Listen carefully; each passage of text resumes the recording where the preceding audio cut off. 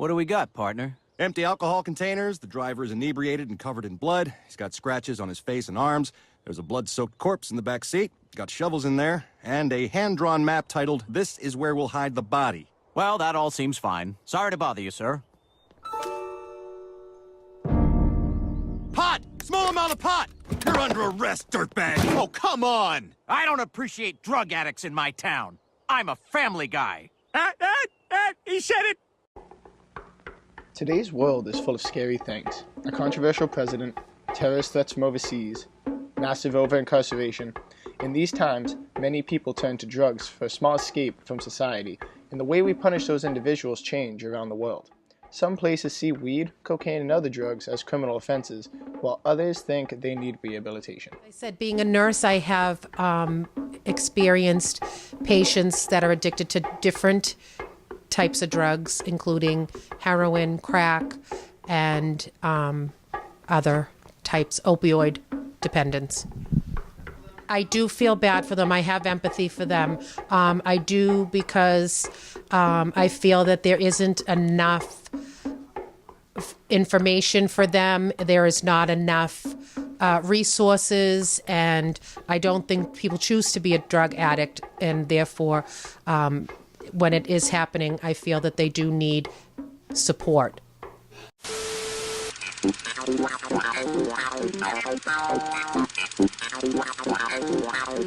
Hey, young America, we need to talk. You may think this is uncool, you may even think it is bogus, but I want to tell you about something that has everyone buzzing. Something that concerns mature boys and girls just like you. Something called grass. Not that grass. I'm talking about marijuana.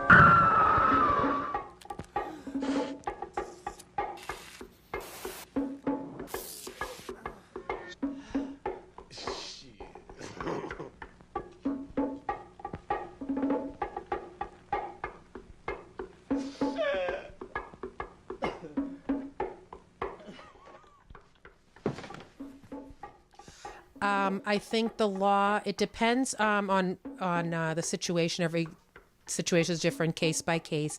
And I think, in my opinion, that the law does not necessarily take into consideration empathy for these members who do have drug addiction. And sometimes I think that it can be very harsh.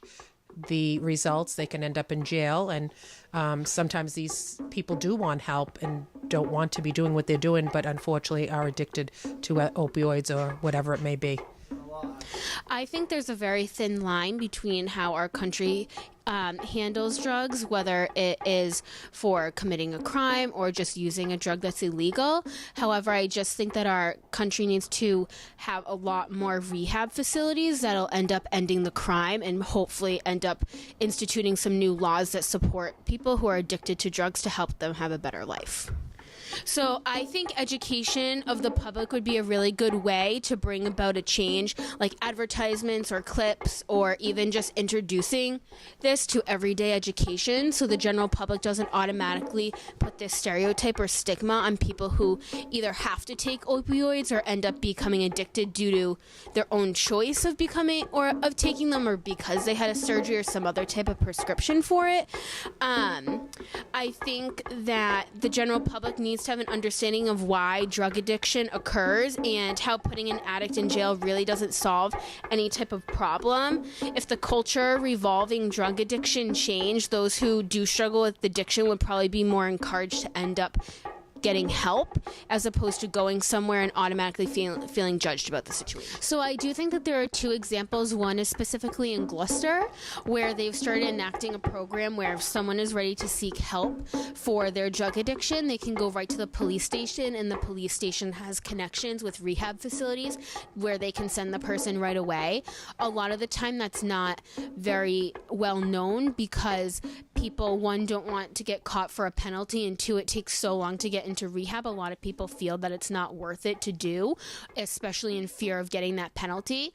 Additionally, another great thing that is in the healthcare system, it may not necessarily be a law, but it's something that was put in place in Massachusetts, and now it's going across many other states, is that if someone is going to a pharmacy or another medical provider looking for an opioid or another type of painkiller or a drug, there's a database where they can look up that person, and then they can see all the places they've went to try and get that drug, a pharmacy, a doctor, anyone else who prescribes those types of medications, and then they're able to see all those places that they went and handle it efficiently from there.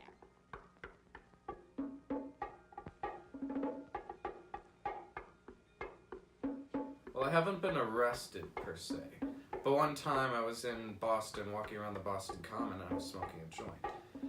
And there was this cop about 300 meters behind me, but I thought nothing of it, so I just kept walking, kept smoking. And I got to like the midpoint of the Common, and these 3 patrol cars, like the park rangers or whatever, converged on me all at once. And they kept me there for about 30 minutes, and they ended up giving me a ticket with a cigarette charge for $250.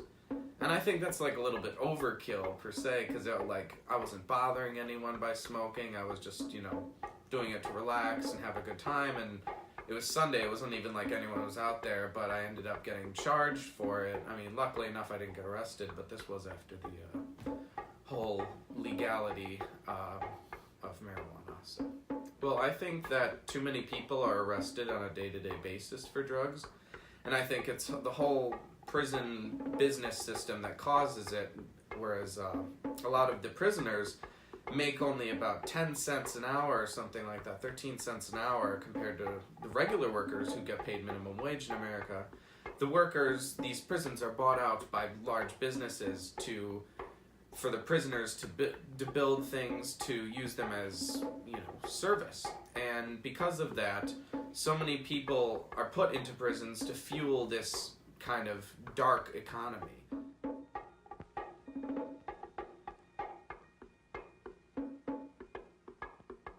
Well, in Saudi Arabia, it's completely different to anywhere else because they run under Sharia law. And that means if you're arrested for a drug-related charge, most of the time, even if the evidence is really lacking, you'll probably die for it. And that's just because drugs are completely illegal. They're known as haram, which I don't quote me on this, but it's just like against the Quran's beliefs and teachings.